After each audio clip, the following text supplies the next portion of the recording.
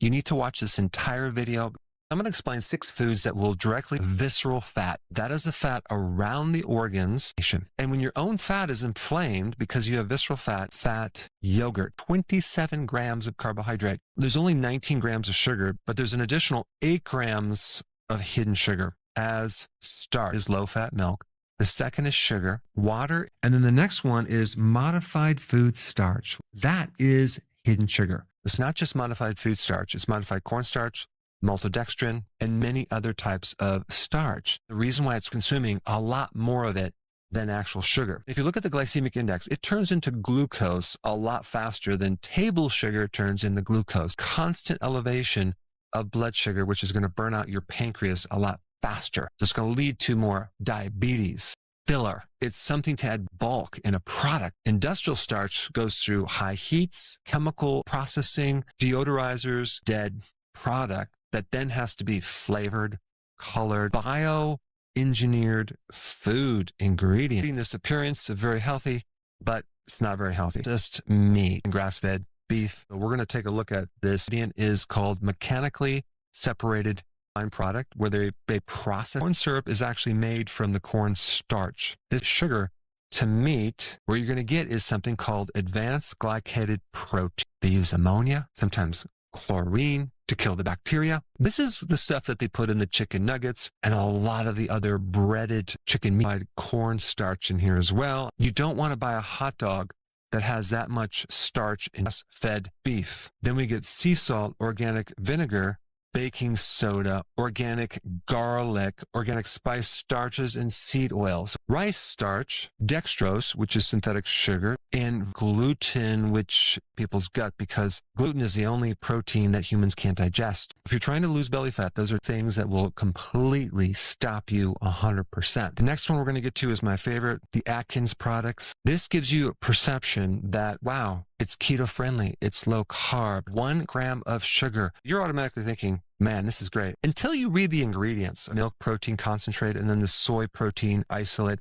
These are very low quality proteins, the cheapest proteins you can possibly imagine. The very bottom contains bioengineered food ingredients. It's not truly nutrient dense. It doesn't come from any real food. It's highly processed. If Dr. Atkins ever knew that this company would end up like this, he'd probably be very upset. I know I would be upset if someone started to market this under my name. But typically when you consume these so-called keto-friendly foods, they add a lot of fiber in there. It's usually industrial fiber, synthetic fibers. You're going to get a lot of bloating, diarrhea. Over time, we're going to find out that that's going to really affect our weight, just like artificial sweeteners have been found to create more problems with our gut, converting into things that then lead to insulin resistance and more weight gain problems. The next food we're going to talk about is juice. First thing you see is 100% vitamin C. You're like, wow, healthy. But when you read the ingredients, this only contains 5% actual juice. Let's see what the ingredients are.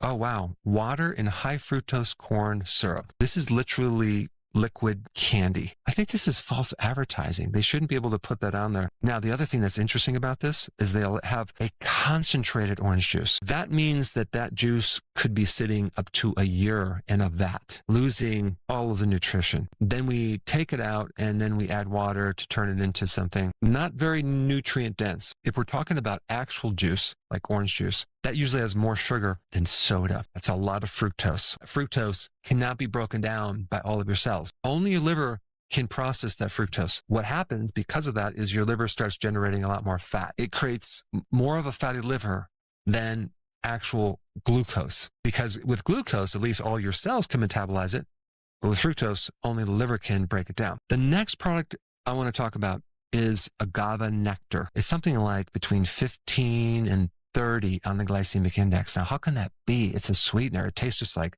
sugar, syrup. Well, that's because 80 to 90% of it is fructose. Only a very tiny bit of it is glucose. You don't want to consume things that are very high in fructose. That's going to really mess with your liver. Coconut sweetener would be better, and also honey is better if it's raw.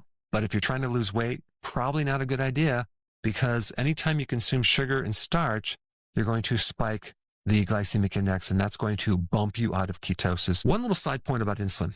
I think it'd be super valuable for all these doctors to do periodic screenings of testing your insulin, because your insulin will go high about 15 years before your blood sugars start elevating. But we don't do that. Doctors don't test insulin. It's going to be left hidden to the point where eventually your blood sugars will rise, and then you have diabetes, and it's been brewing in the oven for 15 years. And well, now we got to put you on medication. Lastly, I'm going to get into mayonnaise, which basically is mostly soy oil processed through industrial heats, hexane chemicals. You're getting a lot of extra things that you don't really want. This type of fat goes into your fat cells, and it doesn't get burned like saturated fat. It stays in your fat cells longer. And so when you consume this and you're just storing this in the fat cell, I think this is behind a lot of chronic disease, and time is going to prove that, especially since they call these oils heart healthy. And that's going to be a class action suit waiting to happen. Now